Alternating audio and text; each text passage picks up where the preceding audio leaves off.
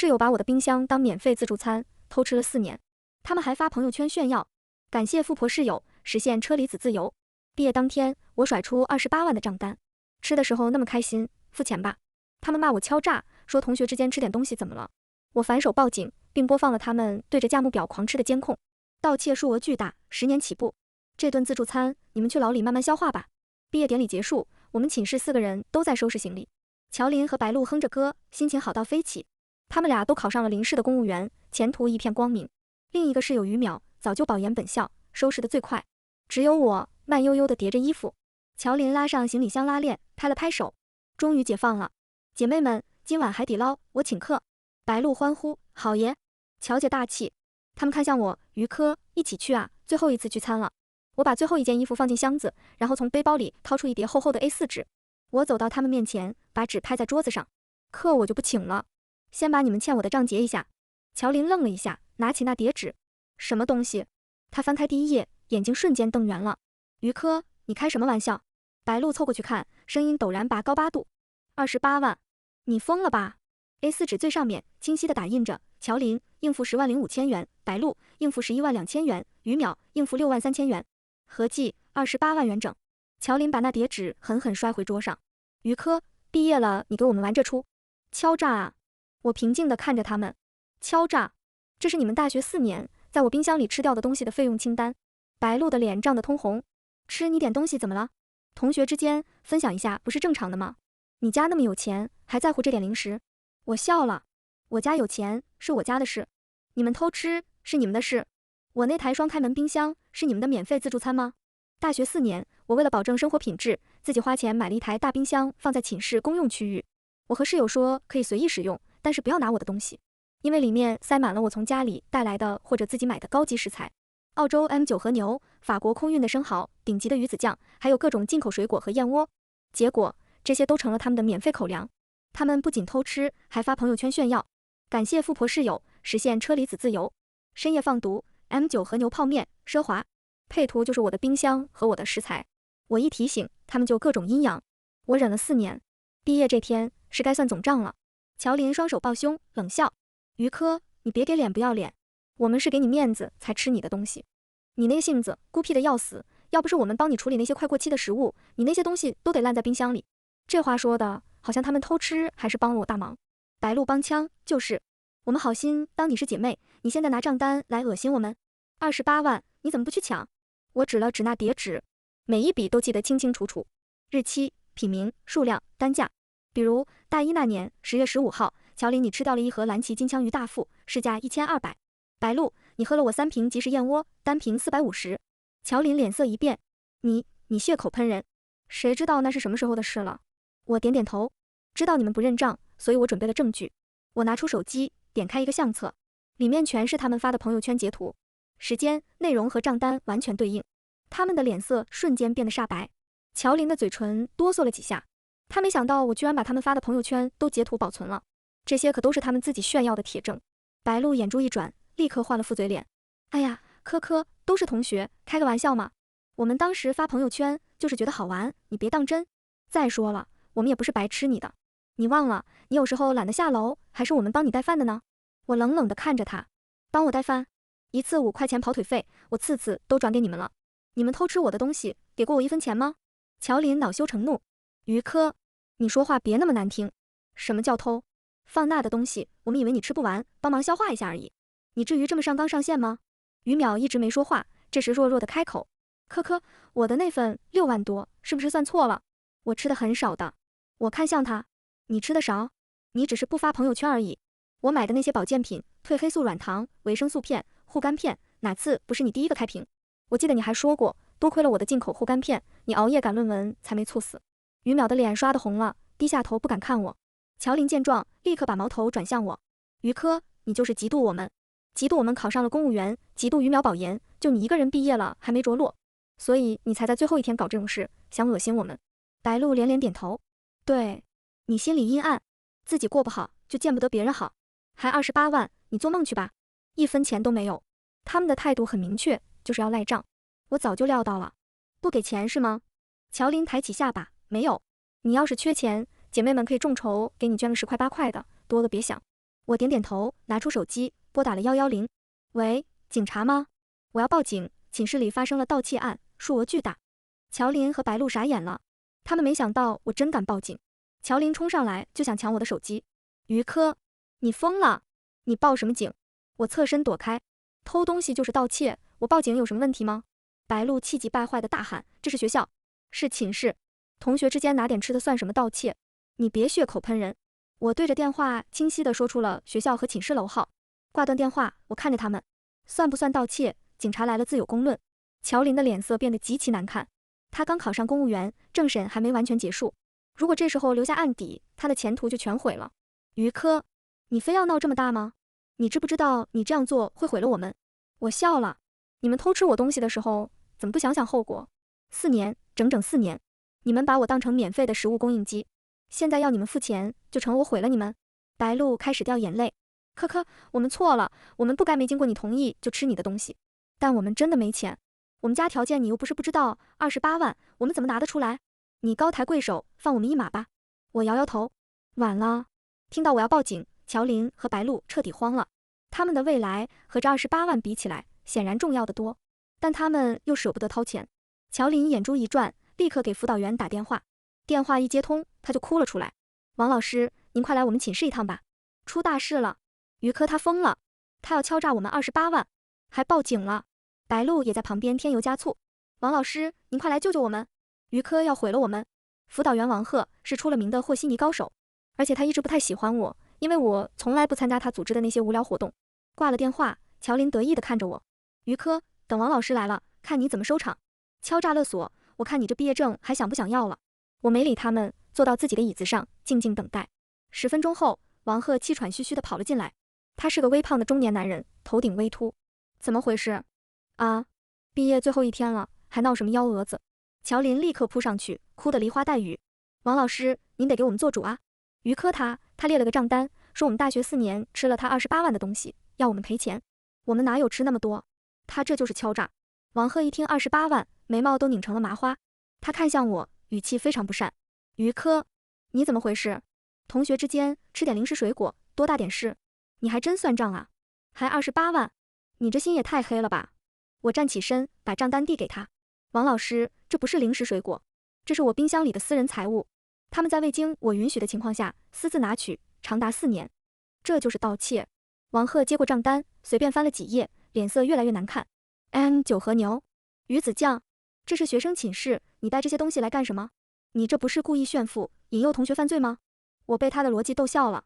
王老师，按你这么说，银行就不该放那么多现金，省得引诱别人去抢。我买什么东西放我自己的冰箱，是我的自由。他们偷吃是他们的错。王贺被我噎得说不出话，恼羞成怒。于科，注意你的态度。我告诉你，乔林和白露都是品学兼优的好学生，已经考上了公务员。你现在报警是要毁了他们的前途，你负得起这个责任吗？我冷笑，他们的前途是他们自己的，我为什么要负责？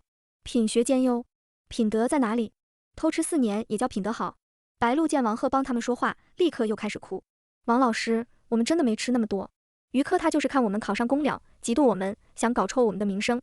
我们家境贫寒，哪里拿得出28万啊？王贺心疼地安慰他们，别哭别哭，老师会为你们做主的。他转向我，语气强硬。于科，我命令你马上给警察打电话，说你报错案了，这件事就在寝室内部解决。你给乔林和白露道歉，这事就算过去了。我简直不敢相信自己的耳朵。道歉？我被偷了东西，还要给小偷道歉？王老师，你这3观是怎么当上辅导员的？王贺气得脸都绿了。你反了天了。于科，我告诉你，你的毕业鉴定还在我手里，你这个态度，别想顺利毕业。王贺拿出杀手锏，想用毕业证威胁我。我无所谓的笑了笑。王老师，你觉得我还在乎这个吗？我家里的条件根本不需要我靠这张毕业证找工作，我上大学纯粹是为了体验生活，没想到体验到了人性的贪婪和丑恶。王贺见威胁我不成，更加愤怒。于科，你不要太自私，为了你一点点口腹之欲，就要毁掉3个同学的未来，你的良心不会痛吗？我指着桌上的账单，28万叫一点点口腹之欲，他们毁掉的是我的钱，他们的良心痛过吗？就在这时，寝室门被敲响了，2位警察走了进来。谁报的警？我举手，我。乔林和白露吓得一哆嗦，躲到王贺身后。王贺赶紧迎上去，警察同志，误会，都是误会。学生之间闹着玩呢，小孩子不懂事，瞎报警。没什么大事，就不麻烦你们了。警察看了他一眼，又看了看我。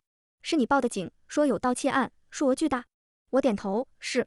我把账单递给警察，这是他们4年间偷吃我冰箱食物的清单，总计28万元。警察接过账单，看了一眼金额，表情立刻严肃起来。28万，在刑事案件里，绝对算数额特别巨大了。王鹤急了，警察同志，你们别听他胡说，这哪是盗窃，就是同学之间分享食物。于科他家有钱，买了很多进口零食，同学们尝一尝，多正常的事。乔林也赶紧附和，对，我们以为他不吃，怕浪费才帮他吃的。农大校训还教育我们珍惜粮食呢。白露也抹着眼泪说，我们真不知道那些东西那么贵，要是知道，我们肯定不吃。我冷眼看着他们表演，不知道贵，你们发朋友圈的时候可不是这么说的。我把手机里的截图拿给警察看，警察同志，你看，他们每次偷吃完都会发朋友圈炫耀，上面明确写着 M9 和牛、蓝鳍金枪鱼，还特意拍了标签。他们完全知道这些东西的价值。警察看着那些截图，眉头紧锁。乔林和白露的脸瞬间惨白。王鹤还想狡辩，截图也说明不了什么，学生们爱慕虚荣，P 图吹牛也是有的。我笑了。P 图？王老师，你还真是不见棺材不掉泪。我看向警察，警察同志，我有更直接的证据。我打开我的笔记本电脑，点开一个加密文件夹。乔林和白露看到我的动作，似乎意识到了什么，脸色变得惊恐。于科，你要干什么？乔林冲过来想合上我的电脑，警察立刻拦住了他。退后，妨碍公务吗？我点开一个视频文件，画面里是我们寝室的公共区域，正对着我的冰箱。视频里，乔林正蹑手蹑脚地打开冰箱门，从里面拿出一盒车厘子，然后左右张望了一下，迅速塞进自己的袋子里。接着是白露，直接从冷冻室拿出一块牛排，用衣服包着跑回了自己座位。我快进播放，4年几百个视频片段，清清楚楚记录了他们每一次的偷盗行为。寝室里一片死寂，乔林和白露像被雷劈了一样呆立在原地。王鹤张大了嘴巴，一个字也说不出来。视频播放完毕，我看向警察，这些监控足够证明他们的盗窃行为了吧？警察点点头，表情非常严肃。同学，你这些视频是什么时候装的摄像头拍的？我回答，大一刚入学1个月，因为我发现我冰箱里的东西总是莫名其妙的减少，所以就装了监控。乔林尖叫起来，于科，你变态啊，在寝室装监控，你侵犯我们隐私。我冷冷地看着他，我装监控的地方是寝室的公共区域，正对着我的私人冰箱，没有拍到你们任何人的床铺和私人空间。我不侵犯你们的隐私，我只保护我的财产。警察也开口了，在公共区域安装监控，保护私人财产不违法，倒是你们几个涉嫌盗窃，数额巨大，跟我们回警局一趟吧。听到要去警局，乔林和白露彻底崩溃了。不，我不去警局，我考上公务员了，我不能有案底。白露哭着瘫倒在地上。警察同志，我们不是故意的，我们就是嘴馋。王鹤也慌了，他带的学生要是被抓了，他的职业生涯也就完了。警察同志，有话好商量，这都是学生，批评教育一下就行了，没必要去警局吧。于科，你快跟警察同志说，你原谅他们了，不追究了。他转头命令我。我摇摇头，我不原谅，我给了他们4年的机会，他们从来没有收敛过，现在该是他们付出代价的时候了。警察看向王鹤，你是辅导员，学生涉嫌刑事犯罪，你还在这和稀泥，你也跟我们一起去，配合调查。王鹤的脸瞬间垮了。乔林眼看去警局已成定局，突然发了疯一样冲向我。于科，我跟你拼了，都是你害的。他扬起手想打我，被警察一把按住。老实点。警察给乔林戴上了手铐。白露和于淼吓得瑟瑟发抖。于淼带着哭腔，科，我那份钱我赔给你，你别告我好不好？我看着他，早知今日何必当初。警察把他们3个都带走了，王鹤也灰溜溜地跟着去了。寝室终于安静了，我继续收拾我的行李。这件事很快在学校传开了，毕业群里炸了锅。听说了吗？金融系的于科报警，把他3个室友抓了。卧槽，这么劲爆？为什么？说是他室友偷吃他冰箱里的东西，4年吃了28万。28万？他们是吃了金子吗？有人开始指责我，于科也太绝了吧，同学一场，至于吗？就是不就吃点东西，还报警，太小气了。乔林和白露都考上公务员了，这下全完了。于科这是断人前途啊！我看着群里的消息，冷笑一声。果然，总有人喜欢站在道德高地上指责受害者。我把那份详细的账单拍了照片发到群里。澳洲 M9 和牛1500元每公斤，法国吉纳朵生蚝100元每只，俄罗斯鲟鱼子酱5000元盒。4年28万，只多不少。群里瞬间安静了，然后风向变了。卧槽，这是什么神仙寝室？还有 M9 和牛吃。于科才是真富婆啊！这些东西我见都没见过，吃了人家这么贵的东西，还骂人家小气。脸呢？支持于科维权，盗窃就是犯罪。到了警局，乔林和白露还在试图狡辩。警察同志，我们真不是偷，就是拿错了。于科的冰箱那么大，东西那么多，我们有时候拿自己的泡面，不小心就拿到他的了。警察都被气笑了。拿错？4年拿错28万？你们眼睛是瞎的吗？和牛和泡面分不清？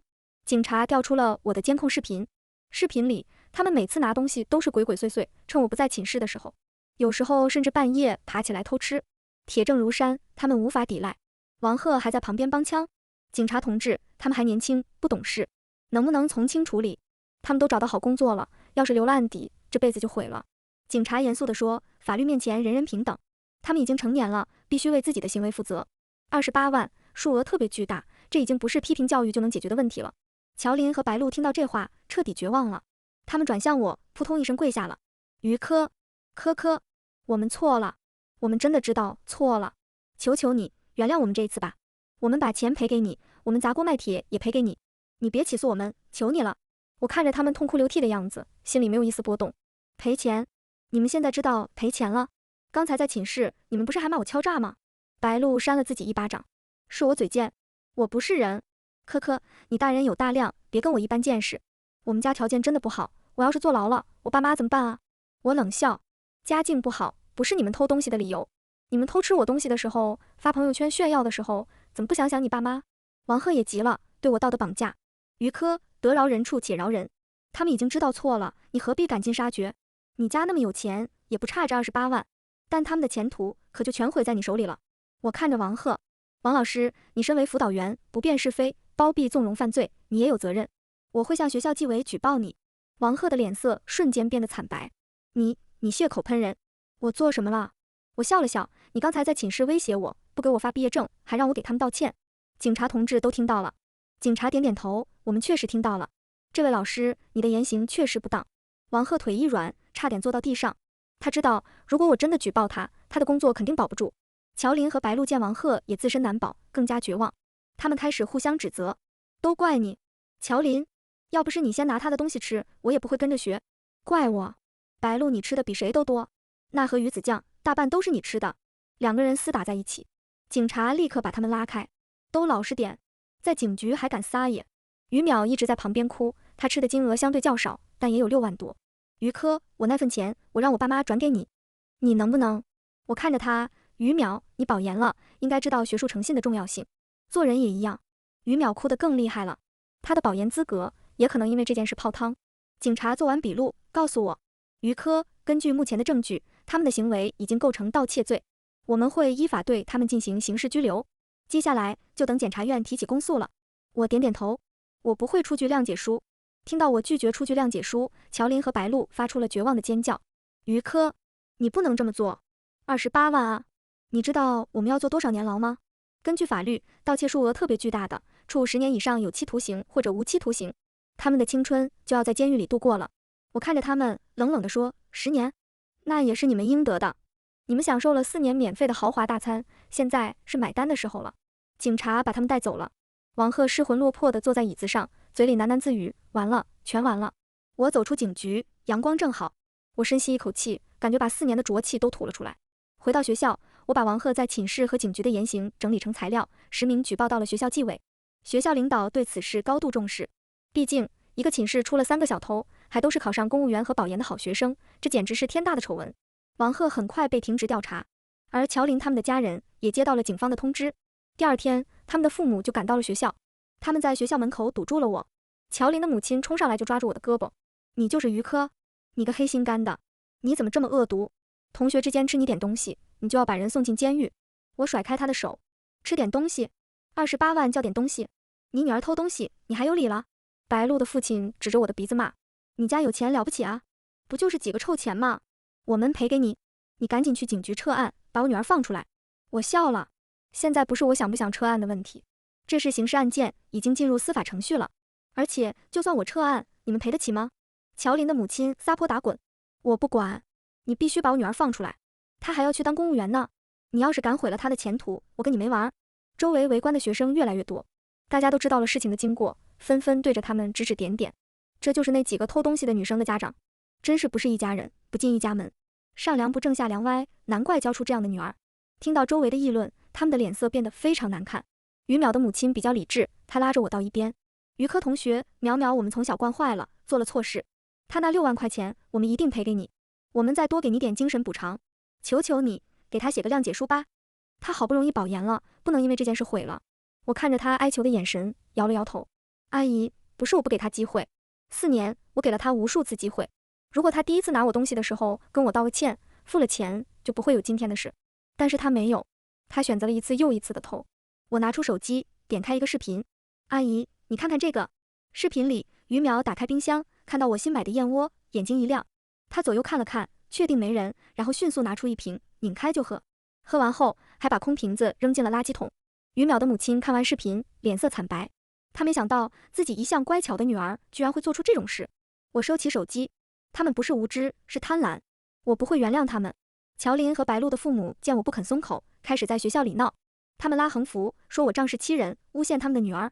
他们甚至跑到我的学院楼下，大喊大叫，要我还他们女儿的清白。学校领导被他们闹得头疼，找我谈话。于科同学，得饶人处且饶人。他们已经知道错了，你也给他们一个改过自新的机会吗？你看能不能先出具谅解书，让他们少判几年？我看着学院领导，院长，如果我偷了学校28万的实验设备，学校会原谅我吗？院长被我噎得说不出话。这性质不一样。我笑了。怎么不一样？都是盗窃，就因为他们是学生，就应该被原谅吗？我这4年忍受了多少委屈，您知道吗？我打开我的冰箱 App 记录，我每次买东西放进冰箱，第2天就会少一半。我甚至不敢一次买太多，怕他们偷得太快。我才是受害者，为什么要我原谅他们？院长叹了口气，我们知道你受了委屈，但是他们的父母闹得太凶了，影响很不好。我站起身，影响不好是他们的父母造成的，不是我。如果学校觉得我给学校抹黑了，可以开除我。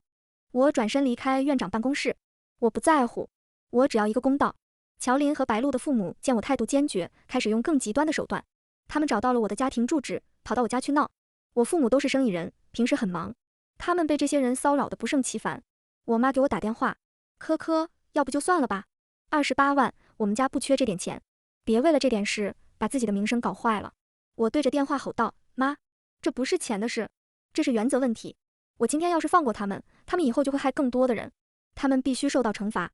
我爸接过电话，科，爸爸支持你，做人要有底线。这件事你做得对，家里的事你不用担心，我来处理。有了我爸的支持，我更加坚定了。我把乔林和白露父母在学校和家门口闹事的视频发到了网上，舆论瞬间爆炸，网友们纷纷谴责这对奇葩父母。什么样的家长教出什么样的孩子，果然没错。偷了东西还有理了，还敢去受害者家里呢？支持于科，绝对不能姑息。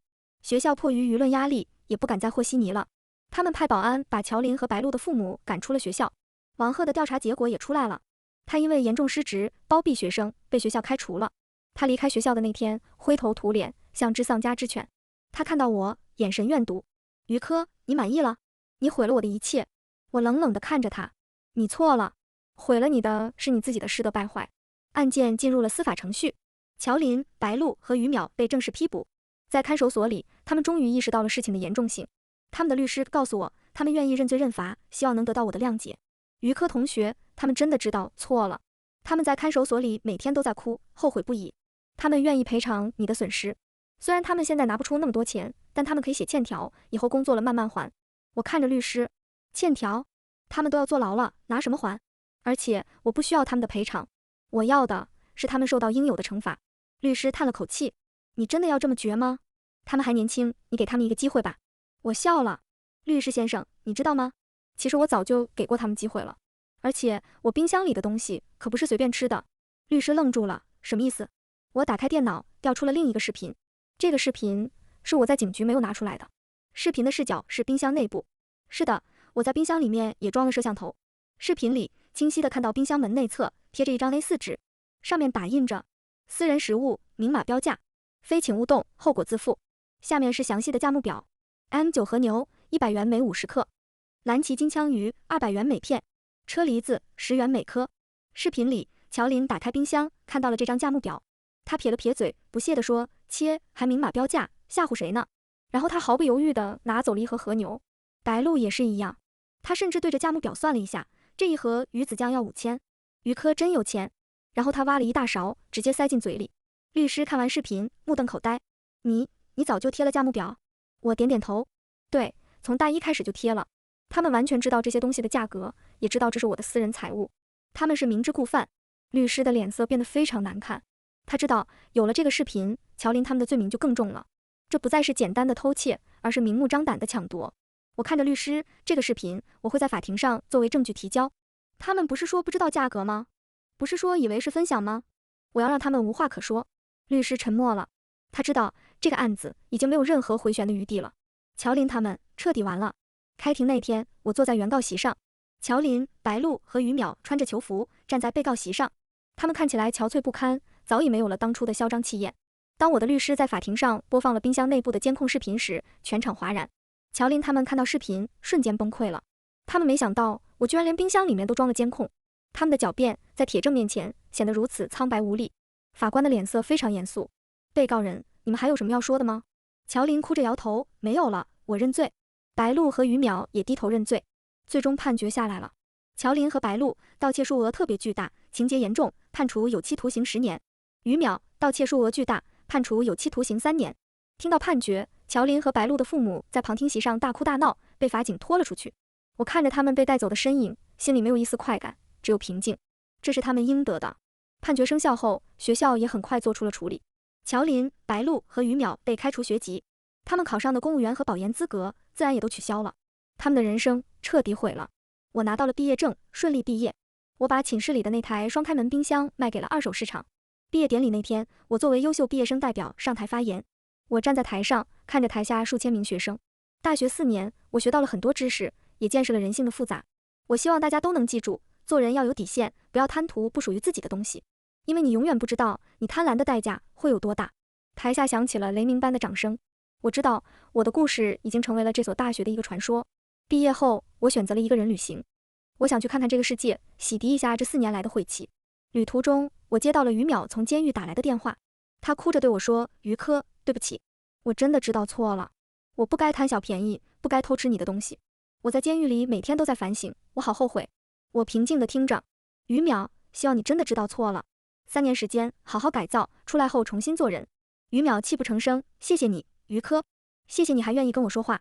我挂了电话，抬头看着天空，蓝天白云，阳光明媚。乔林和白鹿，我也听说了一些他们的消息。他们在监狱里过得很不好，因为他们的案子在网上传得沸沸扬扬，监狱里的人都知道他们是因为偷吃室友的东西进来的。他们成了监狱里的笑柄，被其他人排挤和欺负。但这一切都与我无关了，我的人生才刚刚开始。而他们的免费自助餐也终于结束了。